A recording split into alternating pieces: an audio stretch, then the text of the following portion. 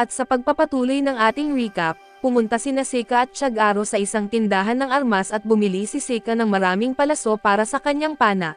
Nagulat si Tiag-Aro sa dami nito dahil kaya rin niyang gumawa ng ganoon karami o mas marami pa gamit ang kanyang kakayahan. Tinanong ni Seka si Tiag-Aro kung wala ba siyang bibilhin sa tindahan at kung dahil ba ito sa wala siyang pera. Dumating naman sina si at Rizzo at sinabi nilang may nahanap silang bagong matuluyan na inn at doon sila magpapalipas ng gabi, pero si Tiag-Aro ay sa parke matutulog. Umalis siya at inalok ni Seka na siya na ang magbabayad para sa kwarto ni Tiag-Aro at tumanggi siya at iginiit na hindi iyon tama, kaya't napapahiya si Seka at tinanong niya kung tumanggi ba si Tiag-Aro dahil siya ang magbabayad, pero ipinaliwanag nito na hindi iyon ang dahilan. Hinawakan siya ni Seka at dinala papunta sa inn at napansin ni Tiag-Aro na hindi pala delikado ang pagdikit sa damit ng iba, pero nalito siya at sumama na rin at paglipat ng eksena sa inn ay nagkaproblema si dahil kulang ang kanyang pera. Sa kwarto naman ni Tiag-Aro ay iniisip niya na hindi na siya dapat magdagdag pa ng utang, pero wala siyang pera dahil bumaba ang kita niya sa isa kada 10,000 at mananatili siyang ganito hanggat wala siyang maayos na pinagkakakitaan. Kapag nabaon siya sa ganitong sitwasyon, siguradong mapapahamak siya na posibleng sobrang laki ng problema na mapipilitan siyang tumakas sa mundong kanyang pinuntahan. Pagkatapos ay nagsama-sama silang lahat at inalok ni Tiag-Aro ng maraming pagkain ang grupo na ikinagulat nila. Ginawa niya ito dahil hindi niya kayang kainin lahat mag-isa at tinanong siya ni Si kung saan niya nakuha ang pagkain. Sinabi ni Tiag-Aro na regalo iyon mula sa isang mabait na tao at ginaya niya ang isang corporate slave na sakay ng huling tren sa araw. Tinanong ni Seka kung ano ang ibig sabihin ng corporate slave pero napansin ni Tiag-Aro na hindi pala alam ni Seka ang ibig sabihin nito at para sa kanya ay mabuti na rin iyon. Pero sinabi ni Seka kay Tiag-Aro na hindi tama ang pagmamakaawa na kahit pa wala siyang pera, at kung kailangan niya ng pera ay humingi na lang siya sa kanya dahil mayaman siya. Pagkatapos ay nagpasalamat sila sa kanya sa pagkain pero ang totoo si Tiag-Aro talaga ang bumili ng pagkain at naging madali ito matapos niyang matutunan ang tungkol sa tinatawag na bartering o palitan. Gumawa siya ng mga palaso gamit ang kanyang kakayahan at dinala ito sa tindahan ng armas at humingi ng 40% ng halaga ng benta kapalit ng mga paninda. Akala niya ay masyadong agresibo ang paraan niya ng pakikipag-usap pero sa wakas ay nabayaran na rin niya ang lahat ng utang niya kay Seka. Pagkatapos noon ay ipinakita ni Si ang mapa para ipaalam ang susunod nilang misyon pero gusto pa sanang maglibot ni Seka sa buong bansa. Sa tingin naman ni Si na mas mabuting unahin muna nilang maghanap ng pinagkakakitaan dahil wala namang naiiwang pera ang mga halimaw. Itinuro niya ang isang kuwebo malapit sa lungsod at sinabi na pupuntahan niya ito ngayon para kay Seka ay maganda itong ideya, pero kabaligtaran ang iniisip ni Rizzo dahil delikado raw iyon. Biglang lumapit ang isang kakaibang lalaki at tinanong sila kung pupunta ba sila sa Arga Cave at kung kailangan nila ng gabay. Binanggit rin niyang tulad nila ay isa rin siyang tao na muling isinilang at tiningnan siya ni Tiag-Aro, pero ipinaliwanag ng estranghero na ngayon lang niya nakita ang mukha nito at tinanong kung karating lang ba nila. Sinabi ni Si na oo nakarating lang nila at napansin ni Tiag-Aro na maingat si Si. Pagkatapos ay naglabas ng mga card ang estranghero at tinanong sila kung alam ba nila kung ano iyon kaya't natuwa si Seka dahil gusto niyang mapag-alaman. Sa isip ni Tiag-Aro napaka-inosente talaga ni Seka. Ipinatong ng estranghero ang mga card sa mesa at iginiit na isa itong bagay na karaniwang makikita sa unang cube at nagbibigay ito ng one-time na diskwento sa inn. Nadismaya si Seka dahil inakala niyang espesyal iyon, pero dagdag pa ng estranghero na maaari pa niyang makuha ito ngayon kung kukunin niya ang sukli sa front desk. Maglakad na sana si Seka papunta roon pero pinigilan siya ni Si at sa isip ni Seka para itong alok na hindi pwedeng matanggihan. Tinanong naman ni Si ang estranghero tungkol sa sarili niya at ipinakilala niya ang sarili bilang si Kyosher at iginiit na trabaho niya ang gabayan ang mga baguhang tulad nila. Iniimbitahan niya silang kunin siya bilang gabay para makakuha sila ng mas magandang deal. Pero nakaramdam si Tiag-Aro na nakakahinala si Kyosher at baka binabantayan nito ang mga bagong dumating, pero kung may mangyaring masama ay taglay niya ang kapangyarihan ng isang dambuhalang nilalang at pagkatapos, nag-isip si Si at napagtanto niyang hindi naman sila mayaman pero kung ito ay isang investment para mapalawak ang kanilang kaalaman at karanasan at ayos lang iyon. Kaya inalok niya si Kyosher ng 120 ra kasama ng mga insentibo at tinanong kung pumapayag siya sa alok na ito. Tinanggap naman ni Kyosher ang alok ni CK at naghanda na silang pumunta sa Arga Cave pero biglang lumitaw ang isang grupo ng mga halimaw na papalapit sa kanila. Pinapana sila ni Seka pero gaya ng dati ay wala siyang nataman at sinabihan siya ni Kyosher na magtipid ng palaso, pero hindi ito inalala ni Seka dahil marami siyang baon pero ang ibig sabihin ni Kyosher ay dapat niyang pagbutihin ang pag-asinta at pinapagawa siyang isipin na bawat palaso ay nagkakahalaga ng 100 milyong yen. Na-realize ni Seka na kahit ang mayayaman ay magiging maingat sa ganoong halaga kaya tumutok siya at nataman ang isa sa mga halimaw na ikinagulat ng lahat. Sinabi ni Kyosher na hindi siya masama at naging selosa si Seka dahil pakiramdam niya ay nalampasan na niya si Chag-aro sa karanasan sa archery. Pagkatapos ay inutusan sila ni Sina magpatuloy sa paglalakad at hindi inakala ni Chag-aro na magiging mahusay si Kyosher bilang gabay, pero normal lang ito para sa isang dating salesman at may duda siya sa mga alok nitong trabaho at nalaman din niyang si Kyosher pala ang nagmungkahi ng helmet na gawa rin ng isa pang tao na muling isinilang. Si Seka naman ay naging padalos-dalos at nasasayang ang 60 ra. Nagsimula na silang mag-ensayo ng pag-espada at nagbigay ng mga payo si Kyosher kina Seijay at Rizzo. Si Seka naman ay nasa kabilang panig na nag-eensayo sa pag-asinta ng pana at tinanong ni Kyosher si Chag-aro kung ayaw ba niyang sumali sa pagsasanay, pero wala siyang tamang kakayahan para dito. Napansin ni Kyosher na mahirap pataasin ang antas ng gumagamit ng staff pero nasa level 61 na si Chag-aro. Sinabi ni Kyosher sa kanya na huwag siyang susuko dahil narinig niya na ang mga kasanayan sa staff na isang pambihira at malakas. Pumayag si Chag-aro dahil naalala niya noong lumabas siya isang gabi para gumawa ng mga palaso. Nakasalubong niya ang isang dambuhalang halimaw at sinubukan niya ang pinakamalakas na kapangyarihan ng kanyang staff. Laking gulat niya sa lakas nito, lahat ng nasa loob ng 200 kilometro ay mawawala. Kung ginamit niya ito mula sa Saitama Prefecture at magdudugtong ito sa karagatang Pasipiko at sa dagat ng Japan kaya't agad niya itong kinansela. Pagbalik niya sa Malay ay pinaalalahanan siya ni Kyosher na dapat palagi siyang lumaban, dahil kung hindi ay baka mapilitang magretiro rin siya tulad nito. Ikinwento ni Kyosher na isa siyang dating miyembro ng isang grupong bayaran na mandirigma at ang pinuno nito ay ang kanyang karibal noon, pero siya ay nagretiro dahil kulang siya sa kakayahan at habang ang pinuno nilang iyon ay umangat sa ranggo at naging hari, umabot ito sa level 80 at may statistic rate na 160 pero para kay Chag-aro mahina pa rin iyon. Sinabihan siya ni Kyosher na huwag mawalan ng pag-asa at magpatuloy lang sa pagsisikap at pagkatapos nito, nagtungo na sila sa Arga Cave at pumasok sa loob pero natigilan si Seka sa takot habang sila ay lumalalim pa sa kuweba. Pagpasok nila ay namangha si Seka sa itsura ng ore. Pero pinigilan siya ni Kyosher sa paggalaw para hindi mahulog ang mga bato na bagay na ikinainis ni Seka.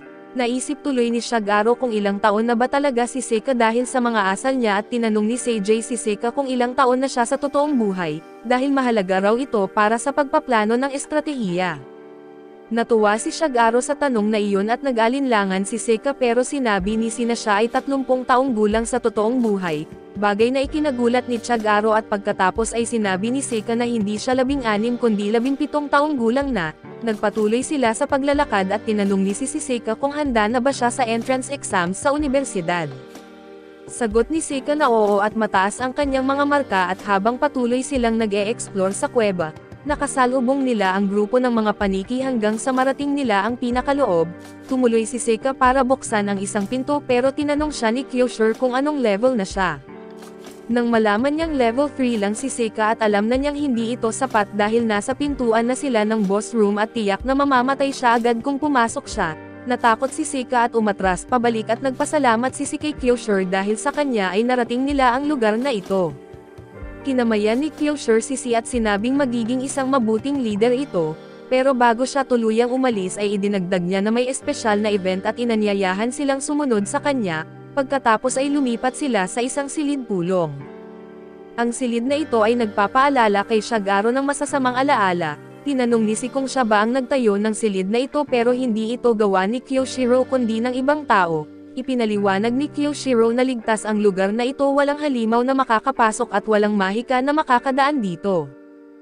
Pero naisip ni Chag-aro na baka may matuklasan siya kay Kyoshiro at para sa kanya, wala namang talagang ligtas na lugar sa loob ng 200 kilometro mula sa bayan ng Arya, kaya posibleng hindi rin ligtas ang lugar na ito at nag-alok si Kyoshiro ng mga matatamis na pagkain at inakala ni Seka na may kasiyahan.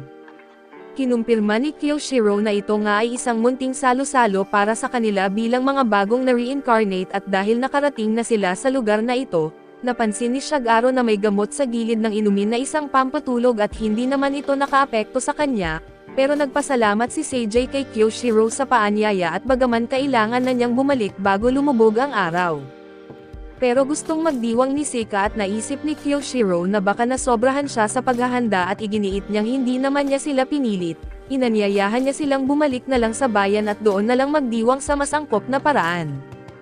Humingi ng paumanhin si Sika kay Kyoshiro dahil pinaghinalaan niya ito at masama ang inisip niya at kahit naging mabait naman ito sa kanila, pero binanggit ni Kyoshiro na ayos lang iyon at ginawa lang niya ang dapat niyang gawin bilang isang leader at inalok niya ng inumin si Seijay at tinanggap naman ito, na ikinagulat ni Shagaro dahil sa kilos ni Seijay. Uminom na sila ng mga inumin na inihanda nito pero sinubukan na ilihis ni Shagaro ang atensyon nila sa pamamagitan ng pag-uusap. Inumpisahan niyang tanungin sila tungkol sa mga bagay na ginagawa nila bago sila mapunta sa mundong ito na ikinagulat ng lahat. Agad siyang humingi ng paumanhin dahil naalala niyang lahat sila ay tumakas papunta sa mundong ito. Tinanong naman ni Si kung gusto ba nilang marinig ang kwento ng kanyang nakaraan at ibinahagi niya na noong siya'y nasa paaralan pa, nagsawa na siya sa lahat kaya't umalis siya sa bahay at nagtayo ng sariling kumpanya na tinawag niyang Success Life. Naalala ni Shagaro na minsan niyang napuntahan ang lugar na iyon at may pagkakahawig ang tagapamahala noon kay Seka. Nagpatuloy si Seka sa kanyang kwento at sa simula ng kumpanya ay may isang sales representative na dumating ng walang appointment. Ang pangalan nito ay Yu at sinusubukan nitong ibenta sa kanya ang isang napakamahal na photocopier.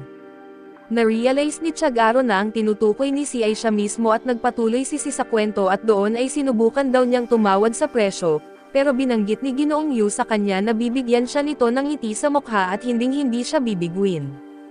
Dagdag pa nito na bilang presidente ay dapat matuto siyang mag-relax at naapektuhan si Seijay ng passion ni Ginoong Yu, kaya iniwan niya sa mga empleyado ang pamamahala ng kumpanya at lumabas siya para magpahinga.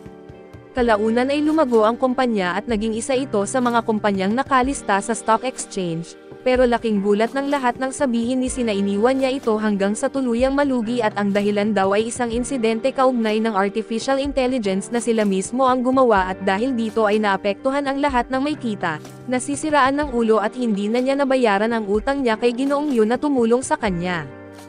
Kaya pagdating niya sa mundong ito ay nangako siyang hinding-hindi na siya muling mabigo ng kahit sino. Pagkatapos ay dagdag pa niya sa grupo na ang pangalan ni Ginoong Yu ay Shagaro at tinanong niya si Shagaro kung ano ang kanyang apelyido. Sumagot si Shagaro ng Sasaki at binanggit ang ibang pangalan kaysa sa tunay niya. Pagkatapos noon ay nawalan ng malay si Shagaro at ang kanyang mga kasama at mukhang matagal na itong hinihintay ni Kyoshiro at ng mga kasama niya. Binanggit ni Kyoshiro sa mga kasamahan niya na sobrang inosente ng grupo at napakadali nilang biktimahin, pero ang totoo ay gising si Shagaro, hindi siya natulog tulad ng iba. Lumapit sila sa grupo at itinali si Shagaro at ang kanyang mga kaibigan, nagsimulang bumalik sa alaala ni Shagaro ang isang bagay na matagal na niyang gustong kalimutan at biglang nagising si at binalaan si Kyoshiro at ang grupo nito na huwag hahawakan ang mga kaibigan niya. Pero sa tingin ni Kyoshiro ang kaya lang nito ay tumayo at tinangka ni sinaharangan sila, pero agad siyang hinuli ng isa sa mga kasamahan ni Kyoshiro at sinabi nito kay Si na nagkamali ito sa pagtitiwala sa kanya at ngayon ay nalampasan na siya. Pero sinuntok ni Si ang lalaking humahawak sa kanya hanggang sa siya mismo ay naihagis palayo, papalapit na ang magnanakaw para saktan siya pero pinigilan siya ni Kyoshiro at binanggit nitong huwag siyang sasaktan, dahil bababa ang halaga niya kung may pinsala. Doon napagtanto ni Seijay ang totoo ay kinikidnap pala nila ang mga tao sa ganitong paraan. Tumayo si Siki at ipinaliwanag sa kanila na ang mga taong napunta sa mundong ito ay wasak na dahil sa kanilang dating mundo, iniwan sila habang nasa gilid na sila ng pagkakaroon ng panibagong pagkakataon. Pero ayon kay Kyoshiro ang mundong ito ay para lang sa mga mahina. Nagsumpa si Si na kung sasaktan ni Kyoshiro ang alinman sa mga kaibigan niya at paprotektahan niya ang mga ito pero pinagtawanan siya ni Kyoshiro dahil hindi siya nasa maayos na kondisyon, kaya't inutusan niya ang kanyang mga kasamahan na itali agad si Si. Habang papalapit na ang mga ito para salakayin siya at biglang tumalon si Shagaro ng mataas at bumagsak sa kanila, dahilan para mapalayo sila kay Siki at iginiit ni Si kay Shagaro na pabigla-bigla ang ginawa niya, pero binanggit ni Shagaro na siya na ang bahala rito. Ngunit tumanggi si Seika at iginiit na hindi niya hahayaan si Chag-aro na lumaban ng mag-isa, pagkatapos ay hinarap ni Si ang grupo at ipinaalam na napakalakas niya at kaya niyang patayin silang lahat sa isang suntok na ikinagulat ni Chag-aro. Inutusan ni Kyoshiro ang mga tauhan niya na itali silang dalawa at nang umatake ang grupo ay muling tumalon si Chag-aro sa kanila, pero tinamaan siya ng isa sa mga magnanakaw at ginamit niya ito sa kanyang advantage at bumagsak siya sa iba pa nilang kasama. Napanatag si Chag-aro nang makita niyang walang babae sa grupo ng mga kalaban. Pagkatapos ay inutusan ni Kyoshiro ang isa sa kanyang mga tauhan na patayin si Taba, sumigaw si kay Chag-aro na tumakas agad at inatake siya ng mga tauhan ni Kyoshiro at inakala ng lahat na mapapatay na siya at doon ay sinimulan nila siyang saktan at pahirapan. Ngunit biglang sumigaw si at huminto ang lahat at may liwanag sa kanyang mga kamay at ibinahagi niyang ang liwanag na ito ay tumatagos sa lahat ng kasamaan, dagdag pa niya na kung iniisip nilang umatras ay ngayon na ang tamang panahon. Nagulat si Kyoshiro sa kapangyarihang iyon pero isinulat ni Si sa kanyang tala na nangako siya na hindi niya pababayaan ang kahit isa sa kanyang mga kaibigan, at kung hindi niya ito magawa ay siya mismo ang magbabayad ng kapalit at ipinahayag niyang nakuha niya ang kapangyarihang ito mula sa mga points na naipon niya. Nagulat si Chag-aro dahil napansin niyang hindi balanse ang pagkakagamit ni Si ng kanyang lakas dahil ibinuhos niya ang lahat para lang sa kapangyarihang iyon, pero mas pinili ni Si ang kasanayang ito dahil sa tuwing umaabot siya sa rurok ng kanyang galit, nagliliwanag ito ng pulang liwanag. Ipinaliwanag pa niya sa mga magnanakaw na ibaba na ang kanilang mga armas at umalis na lang, ngunit pinagtawanan lamang siya ng mga magnanakaw at hindi sila natakot sa kumikislap niyang kanang kamay, wala silang ibang pinili kundi lumaban at determinado silang makipagsagupa. Biglang umatake si Kyoshiro at pinatamaan si Seika pero hinarang ito ni Chag-aro at siya ang tumanggap ng suntok. Hiniling niya kay Si na gamitin siya bilang shield dahil mas marami ang mga kalaban at nagulat si sa ginawa ni Chag-aro at bakit niya ito ginagawa. Naalala ni Chag-aro na sa totoong buhay ang kabaitan niya ay sinamantala ng ibang tao pero sa mundong ito, ang kabutihan ay dapat ginagantimpalaan na hindi pa siya sumusuko kaya't hinikayat niya si na ipakita sa lahat kung paano ito ginagawa. Doon na ginamit ni Seijay ang kanyang kapangyarihan at nagbago siya bilang ang walang talo na bayani na si Adeline.